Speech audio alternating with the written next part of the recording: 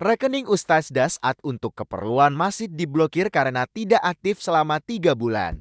Alhamdulillah, salawat dan salam kepada Rasulullah Muhammad SAW. Semoga para pengambil keputusan di negara ini tetap dalam lindungan Allah, berkat pekerjaannya jadi pahala dalam bekerja. Saya hari ini berencana membayar besi, semen untuk pembangunan masjid saya.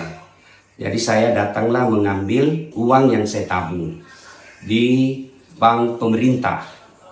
Setelah saya tiba ternyata rekening saya diblokir karena tidak aktif selama 3 bulan. Saya bingung kenapa diblokir. Alasannya katanya supaya menghindari hal-hal negatif. Setahu saya selalu diiklankan oleh negara, ayo menabung, ayo menabung. Menabunglah saya, tapi kenapa diblokir? Namanya menabung disimpan duit.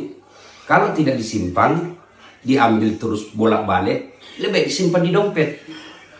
Namanya kita diajak menabung, ya kita simpanlah. Kenapa setelah saya simpan malah diblokir? Dan duit saya ini tidak banyak. Saya berharap pemerintah membuat keputusan yang betul-betul elegan, tidak meresahkan masyarakat, dan tidak menyusahkan rakyat kecil. Saya berharap apapun kebijakan itu selalu berarah pada kemaslahatan umat. Saya tahu niat ini bagus, niat pemblokiran rekening ini baik, tapi caranya yang tidak elegan. Apa gunanya kalian yang sekolah tinggi-tinggi ke luar negeri, digaji oleh negara, yang bekerja mengelola keuangan masyarakat, lalu uang masyarakat ini, kebijakan ini justru melahirkan keresahan dan menyusahkan masyarakat. Saya tidak ahli di bidang perbankan, saya tidak ahli di bidang ekonomi, tetapi falsafah dari semua ada negara supaya bisa melayani masyarakat.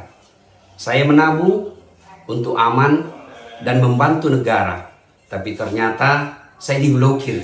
Mudah-mudahan hanya ini terjadi pada diri saya, tidak pada masyarakat yang jauh lebih kecil dari saya.